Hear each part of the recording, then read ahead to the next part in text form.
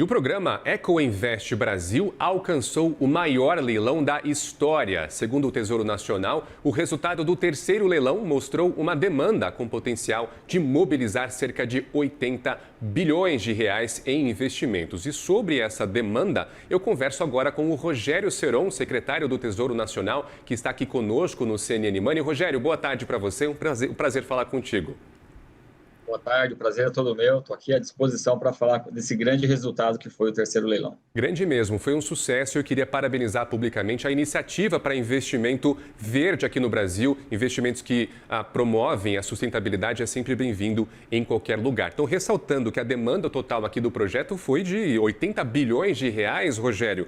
E os bancos pediram uma oferta inicial, um colchão de segurança de quase 24 bilhões de reais para poder atrair os investidores. Só que o valor liberado aqui foi de 15,2 bilhões. Então, eu começo te perguntando, meu caro, qual foi o critério técnico de corte para selecionar os vencedores desse leilão e por que não ampliar mais esse repasse diante de tamanha demanda, tamanho sucesso?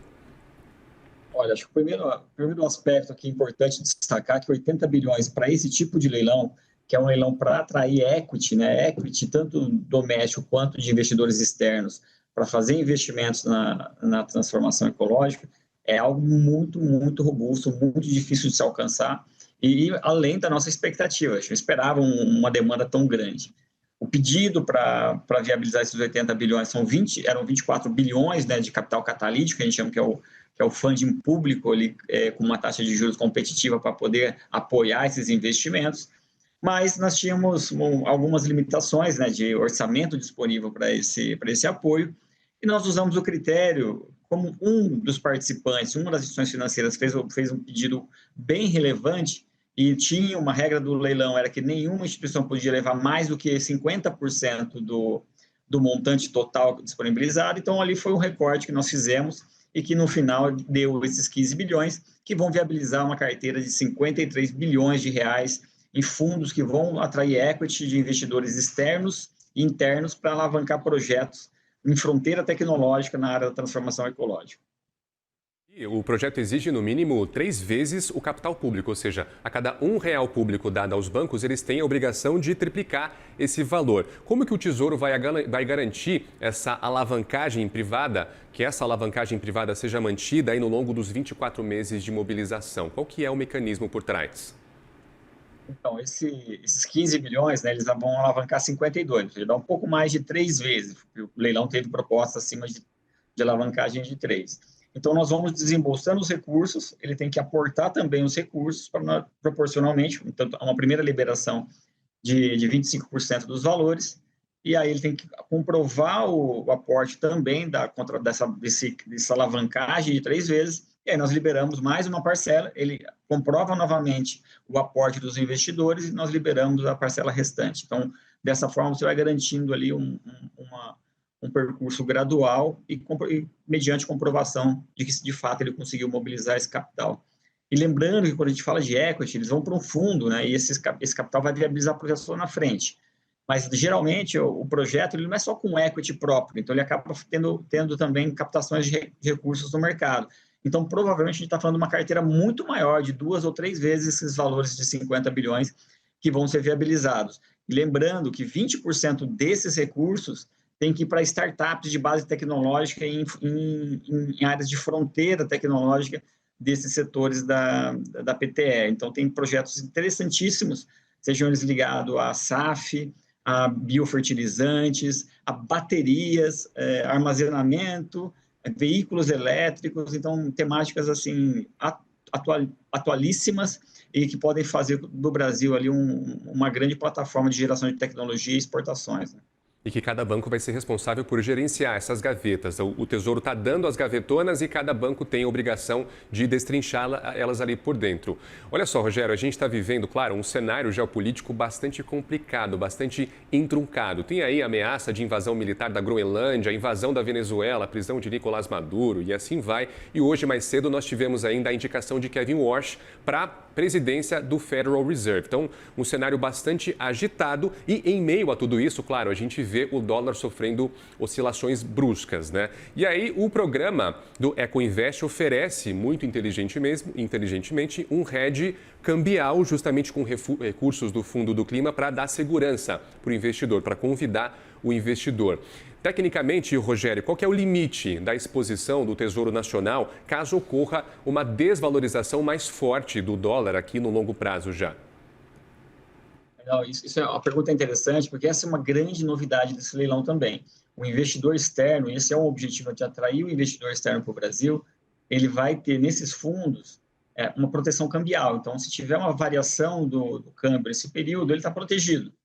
Uma variação excessiva, né? Se tiver mais de 10% do que era previsto de uma desvalorização natural nesse período, ele vai estar coberto, a instituição financeira vai ter que oferecer para ele um swap, uma opção com cobertura nesse ponto.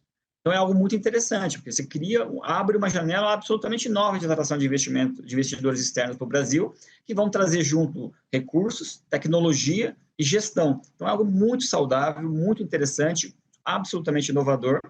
E é importante dizer que ele não traz risco para o Tesouro, porque o que a gente está fazendo é disponibilizando para a instituição financeira uma linha com uma taxa de juros competitiva.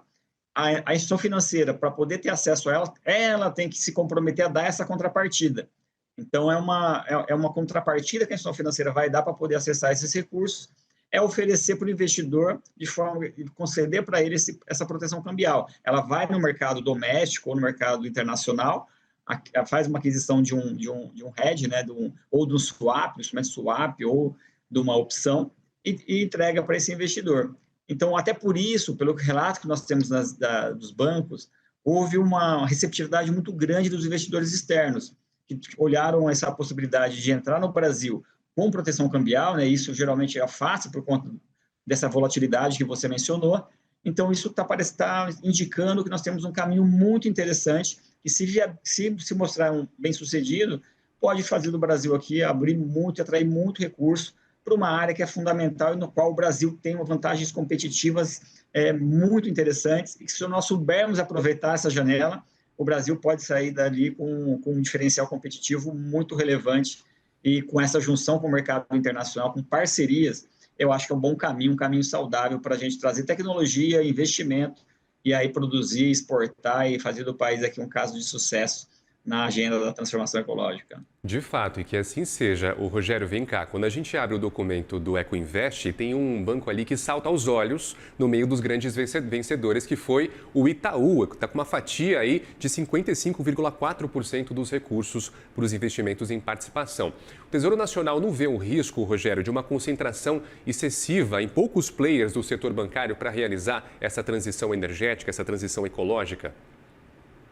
Então, o espírito do EcoInvest é justamente dar essa possibilidade de que o mercado como um todo, né, todas as instituições possam competir em condições de igualdade e ter acesso às linhas.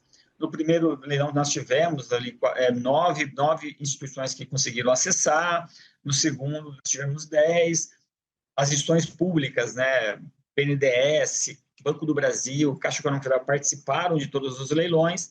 Nesse aqui, que foi um leilão mais complexo, como eu disse, é um leilão voltado para fundos de equity, com a necessidade de oferecer hedge cambial. Algumas das instituições financeiras, que são até grandes e operam no Brasil, não tem tanta expertise nesse mercado de câmbio. E aí, então, algumas delas falaram, olha, esse leilão é um pouco mais difícil, mas ainda assim nós tivemos 6 instituições. E a gente nós sempre colocamos um limitador, justamente para evitar essa concentração excessiva.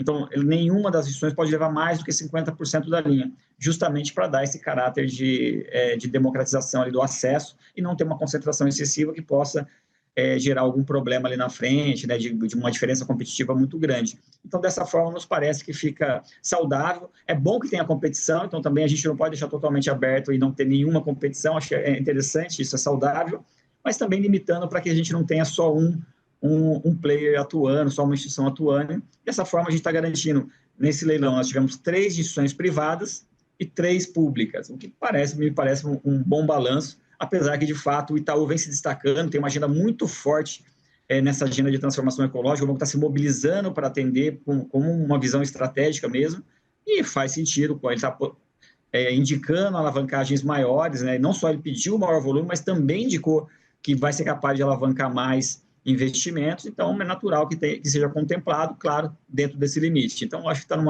nos parece que, por enquanto, mantém aí um balanço saudável e nós temos aí uma boa rede de parceiros para poder viabilizar muitos projetos interessantíssimos.